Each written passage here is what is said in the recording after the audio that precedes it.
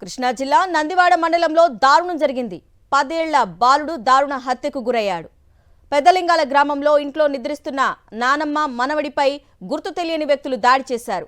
ఈ దాడిలో 4వ తరగతి విద్యార్థి గండికోట బాలాజీ మృతి చెందాడు. 70 ఏళ్ల వృద్ధురాలు లక్ష్మికి గాయాలయ్యాయి. వృద్ధురాలి పరిస్థితి విషమంగా ఉంది. ఈమెను మెరుగైన చికిత్స కోసం విజయవాడకు తరలించారు. సిమెంటు రాళ్లతో ఇరువురిని బలంగా కొట్టినట్లు పోలీసులు గుర్తించి దర్యాప్తు చేపట్టారు. దారుణ ఘటనకి సంబంధించి డీటెయిల్స్ మా ప్రతినిధి అశోక్ నాడు తెలుసుకుందాం.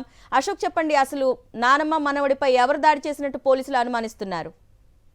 ప్రస్తుతానికి అయితే కూడా ఈ కేసుకు సంబంధించి పోలీసులు దర్యాప్తు అయితే కొనసాగిస్తున్నారు. గుర్తు తెలియని వ్యక్తులు ఈ దాడికి పాల్పడినట్టుగా కూడా పోలీసులు చెప్తున్నారు. దీనికి సంబంధించి పూర్తి స్థాయిలో వివరాలు సేకరిస్తున్నారు. ఎందుకంటే చుట్టుపక్కల ఎక్కడ కూడా సీసీ కెమెరాలు లాంటివి కూడా లేకపోవడం, పూర్తి స్థాయిలో గ్రామీణ వాతావరణం కావడంతో పూర్తిగా అన్ని కోణాలను దర్యాప్తు అయితే కూడా చేస్తున్న పరిస్థితి కనబడుతుంది.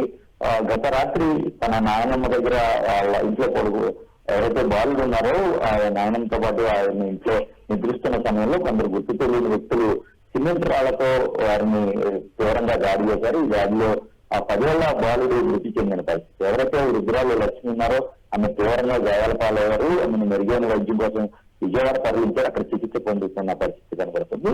ఏదైతే వృద్ధురాలకు సంబంధించి లక్ష్మి కుమారుడు అలాగే వారు కోడలు మిగిలిన 4 ఆడపిల్లలు వేరే ఇంట్లో నిద్రిస్తుంటారు.